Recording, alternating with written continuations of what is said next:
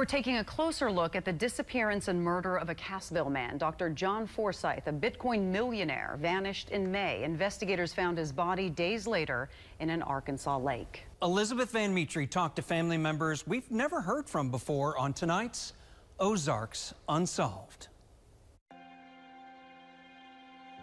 My whole life I've bragged about him. He's a genius. He's always been super smart, but super funny. He had a natural leadership quality, a dynamism, a charisma. Dr. John Forsyth grew up with 5 sisters and 1 brother, a big Mormon family. He's very passionate. He's very compassionate, hardest worker I've ever met.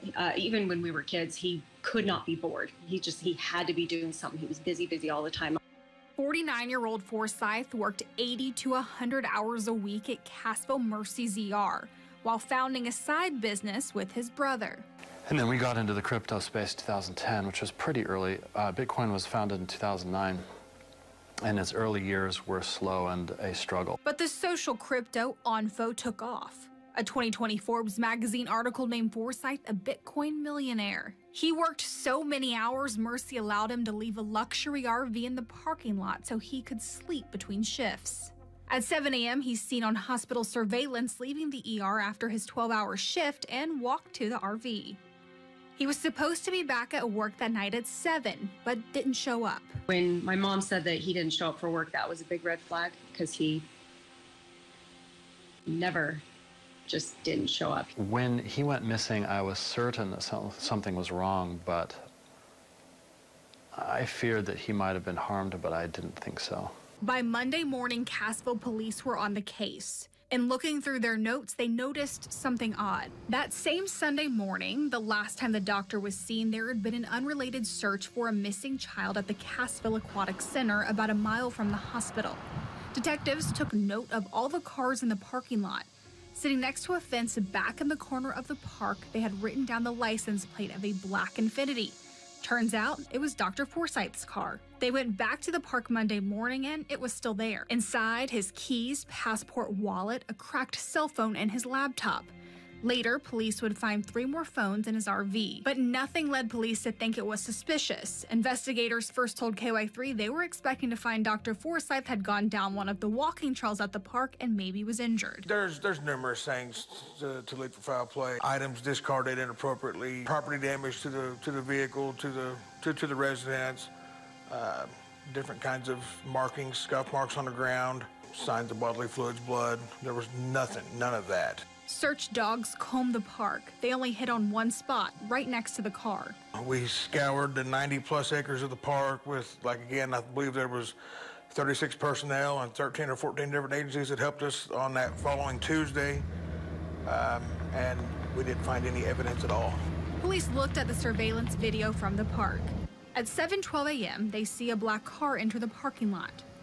5 to 10 minutes later, a white SUV pulls into the lot. Despite rumors, police confirmed to KY3 they don't know if it was the doctor's car or if the people in the car met, and they never see the doctor walking around on camera. And the quality of the video was so low. When we saw what we believed to be the doctor's car pulling into the parking lot, he described it as a black blur. The fact that the black blur never comes back out of there and the car is discovered is what leads us to believe that was the doctor's car that pulled in. The white SUV is seen leaving. Little by little, stories about the doctor began to emerge, ones even the family didn't know. That's when I learned about the abduction from a year ago. That was brand new information, and it was very shocking and very scary because, we realized how serious it was. It should be said that he was kidnapped in 2022, and that was crypto-related. A lot of people are connecting that dot with recent events. In the days after Forsyth's disappearance, a friend came forward to the family telling a story from the year before. Forsyth claimed he'd been kidnapped, zip-tied, and threatened. Forsyth never filed a police report. His family wondered if it had happened again. I was very quickly going, no, he is the smartest person I know. He planned something. It's going to be this Mission Impossible escape plan. He's going to come back and everything's going to be okay. I thought, as did many around me who knew him, that he was in trouble and that he made a clever and daring escape. As the days slip by, no credit card pings, no communication, no Dr. Forsyth. More details of his life came to the forefront. Forsyth was going through a divorce. High school sweethearts, he and the mother of 7 of his children had been married and now divorced. Twice. He wasn't contesting it, and the children lived with his ex-wife out of state. Johnny said he said, that is how I measure men. That is the most important quality that a man can have, is to be a good dad. The divorce was finalized 10 days before his disappearance. The judge split Forsyth and his ex-wife's holding in Bitcoin, valuing them at more than $800,000. He had been ordered to pay child support for 4 of the children and alimony to the tune of $19,000 a month. He was never a greedy person. He liked making a lot of money, but he also put a lot of money into helping other people. He was happy to take care of his ex-wife and his children. Then some of the family learned 3 days before his disappearance, Forsyth had proposed to his nurse girlfriend. She was pregnant.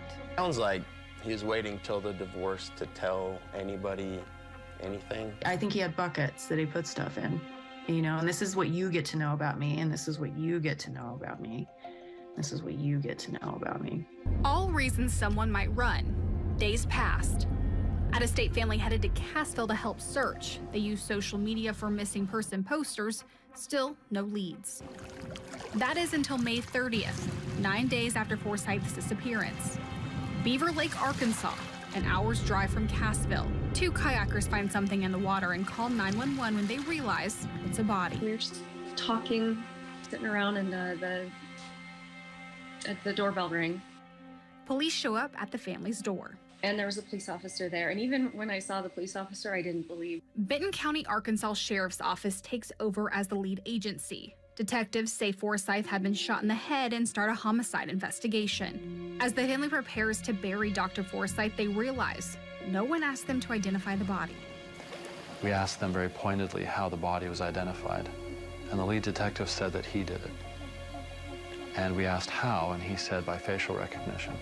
And since it was a private closed casket funeral, the family has questions. Closed casket means you have to really keep a tight rein on your imagination. The following week, a public vigil where family and friends gather to tell stories, light candles, and pray. So many stories of people whose lives he's touched, whose lives he's saved. It's now been almost 3 months. The coroner told KY3 his report is finished, but it won't be released until the investigation is.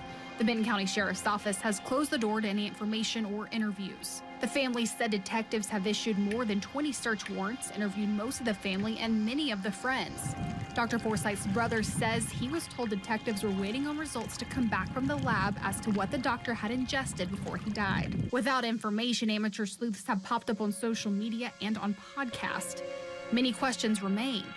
Was it murder? 17 years in this field, and this is one of the strangest cases that I've witnessed and personally been involved in. Was his brother involved? I'm certain many people out there are saying he knows more. He's just not saying.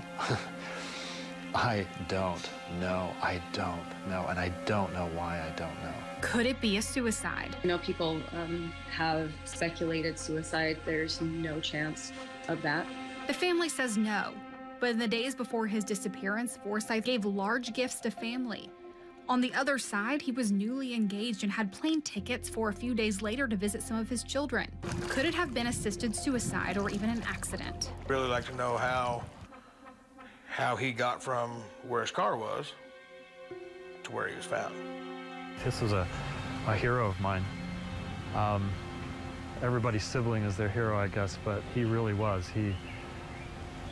I'll never meet his like again.